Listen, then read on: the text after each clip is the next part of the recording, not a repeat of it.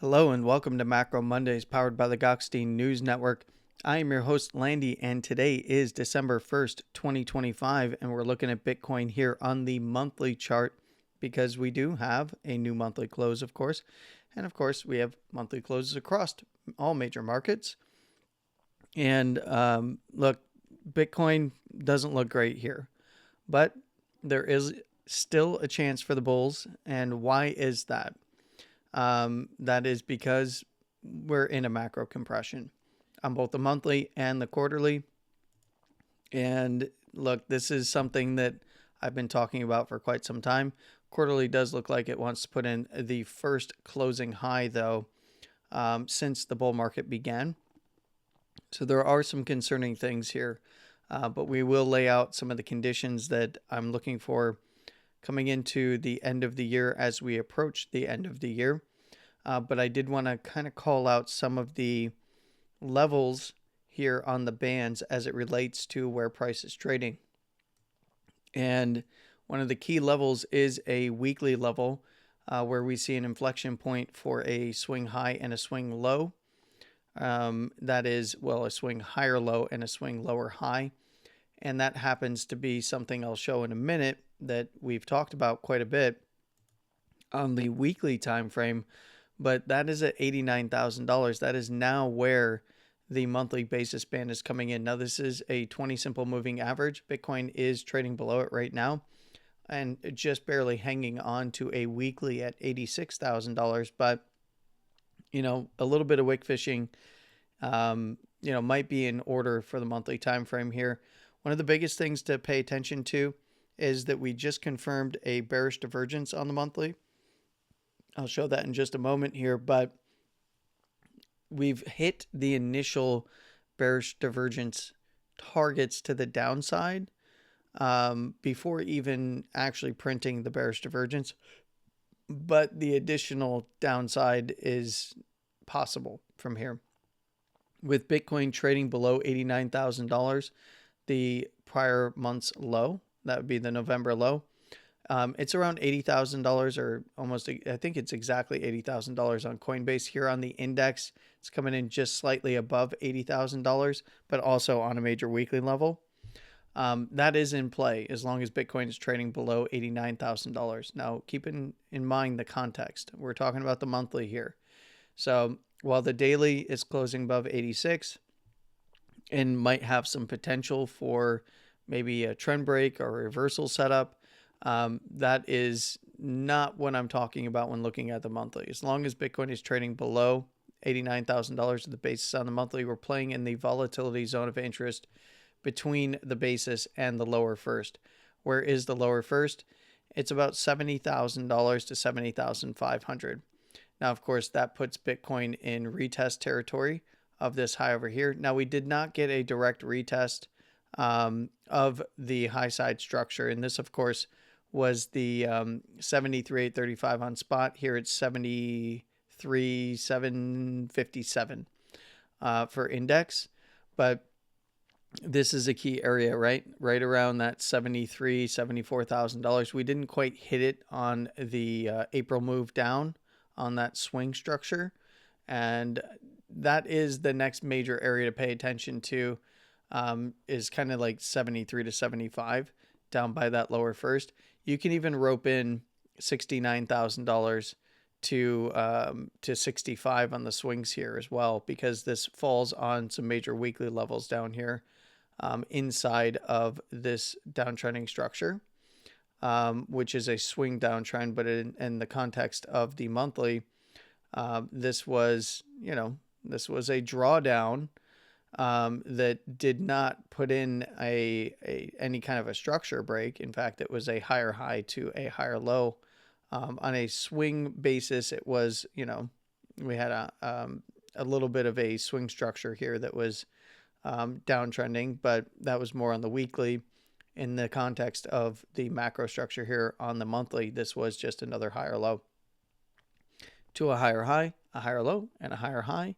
And what is in danger right now? Well, we've already swung the 82.5 monthly close higher low in this case.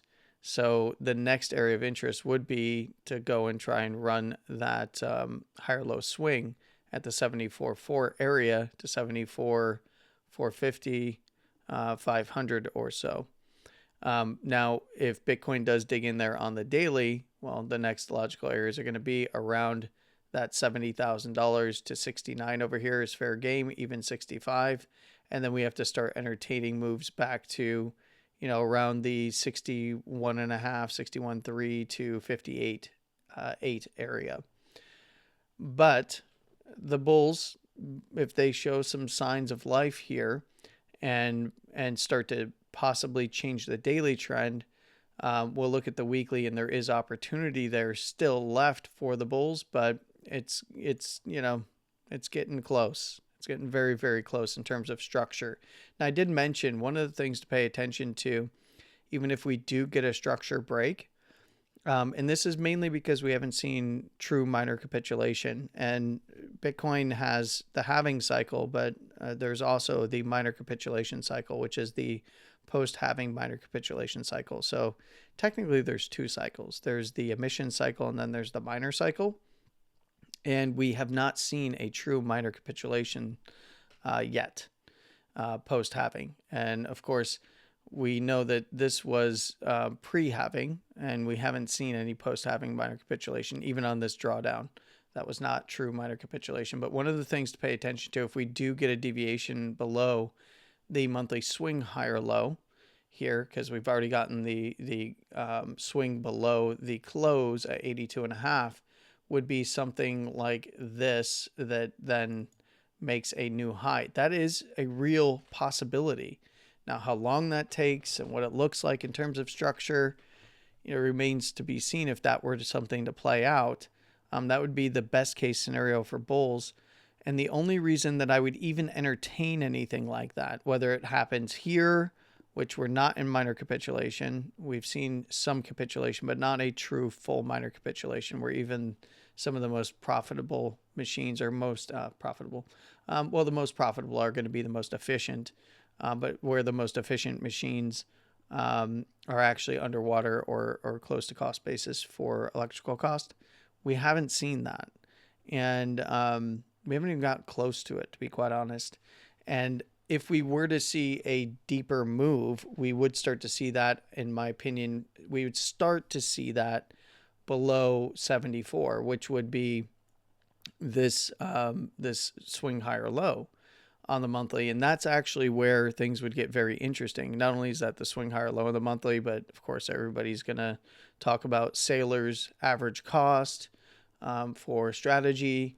And honestly, it's not a big deal. He doesn't have to sell Bitcoin. And in fact, just did issuance of shares, common stock shares, and raised, was it 1.41 or 1.14 billion in cash? So they've got plenty of cash, so they can cover their debt obligations, and it's not really that big of a deal. I know a lot of people are making it a big deal, but it's really not.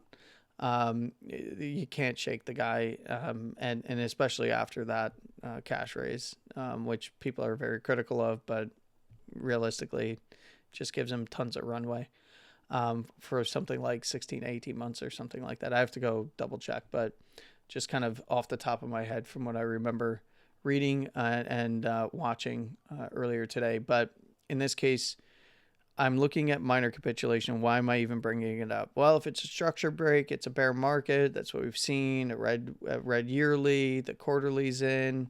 If the quarterly paints a high, then it's definitely bear market every time we get a quarterly high. Look, I'll be quite honest with you.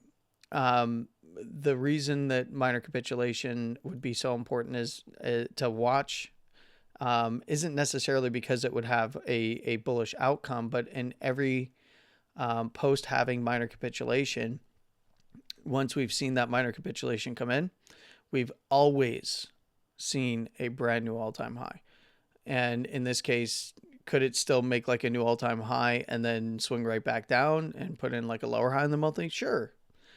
Could it make a new all-time high and then march and actually get expansion? That's also possible. could we also be looking at something where we are seeing how things have been evolving, get a deviation down, and then a lower high that then breaks down further? That is also probably from a technical analysis point of view, far more likely, actually. But we can't rule out a deviation, trend break on a longer term time frame that leads to a new high.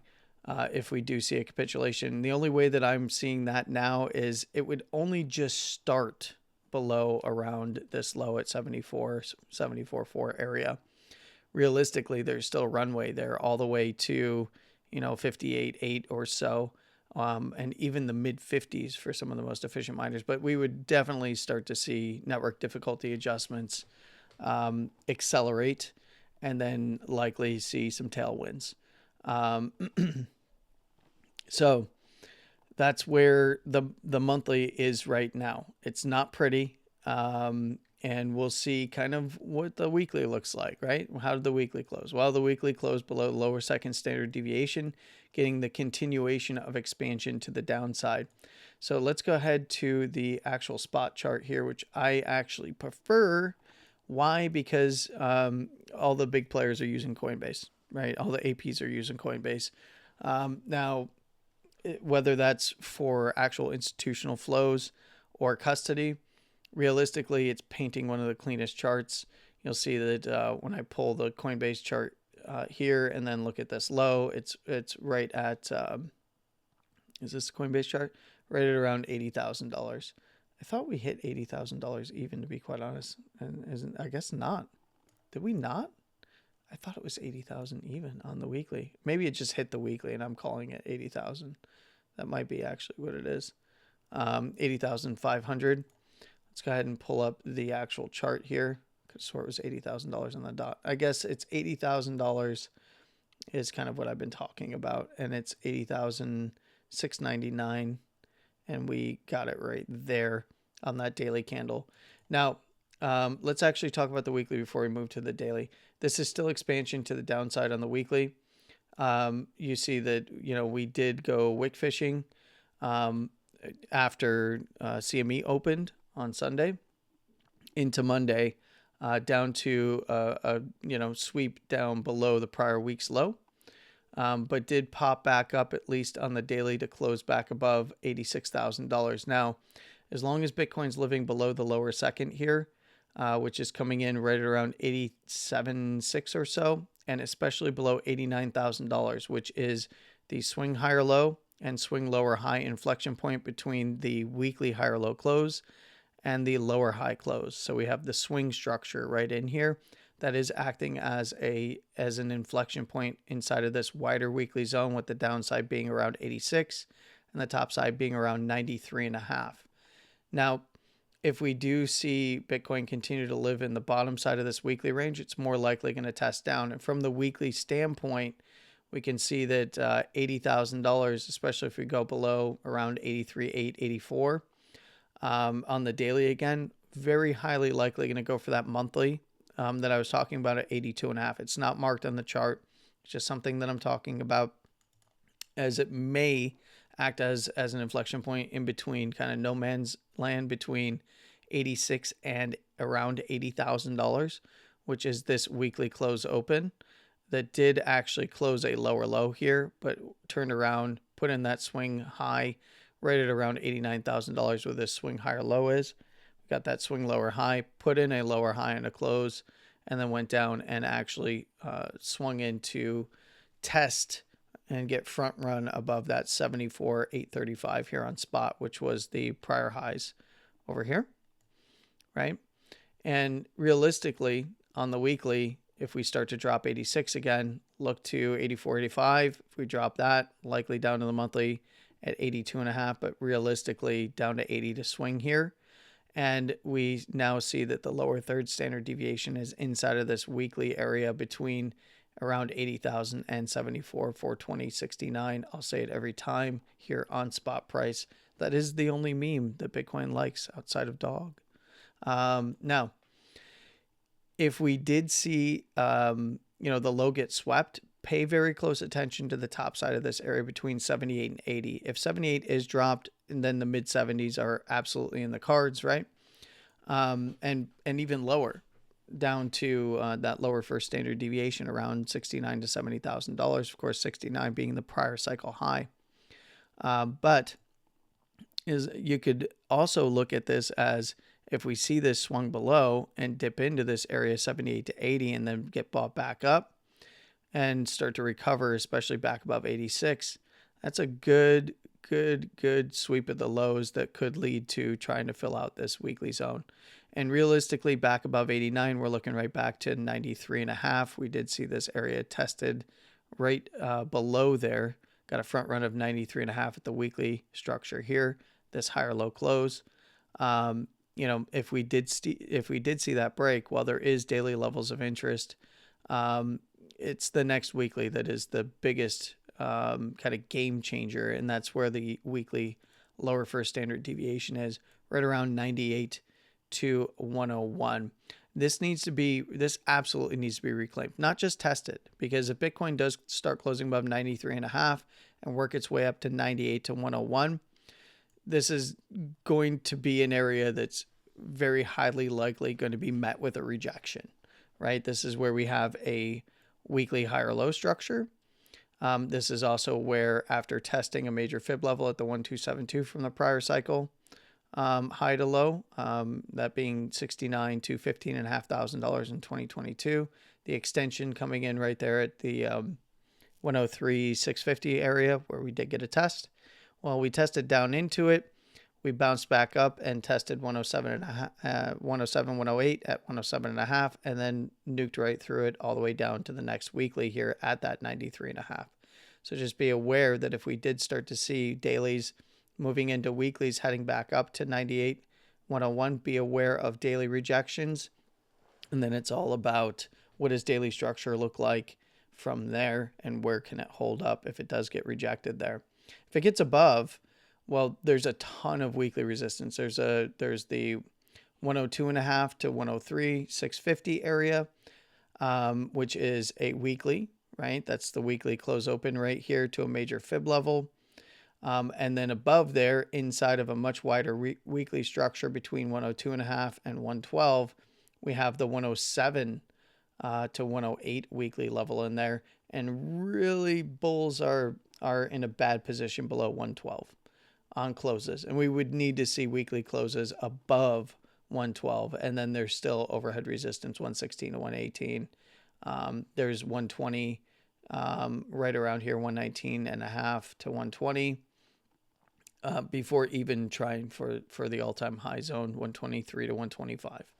So just be aware of where the levels are. And now we can talk about the daily real quick, and then we'll look forward to the Wednesday check-in, right?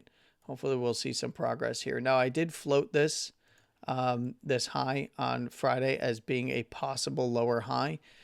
This is a strong downtrend, right? And the last lower high prior was at 107.5. Very highly unlikely we were going to see Bitcoin go all the way up there and take that out. But now we do have a more local lower high that the bulls can try to break, to get a downtrend break. Now, there's a few scenarios to look for. And that is going to be something, and this is just an example, like I was showing on Friday, a lower high to a potential higher low.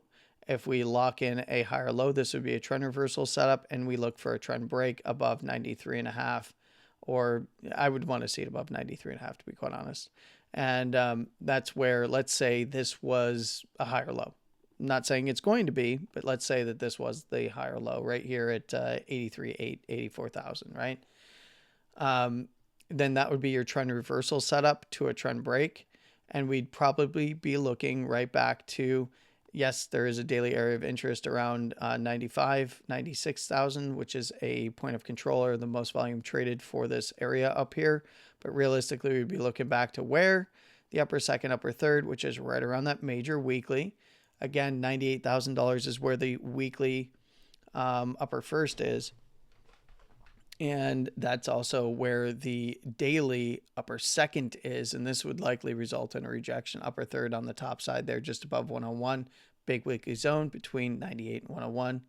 And bulls absolutely need to recover and hold above there to have a chance at this wider weekly zone up here. Now, the other scenario for this would be something like this. Let's say that this wants to come a bit deeper and put in a higher low equal low structure as it relates to this swing low at around 80,000 to 80,500. That's fair game too, and then try for a trend break. The other scenario that could be bullish, so I'll give you a few, would be dipping in here at that 78 or even lower, and then closing back above without closing below that 80,000, 80,500 weekly level, but instead swinging below it to sweep the low, come in, grab some liquidity, and then put in a lower low, but then try for a trend break above this weekly here at 93.5. Right, that would be your bullish scenarios to look out for. 3, like if this is going to be the low, go for the trend break. If we have a higher low equal low, and then go for the trend break, or a lower low swing, but close above this last swing low.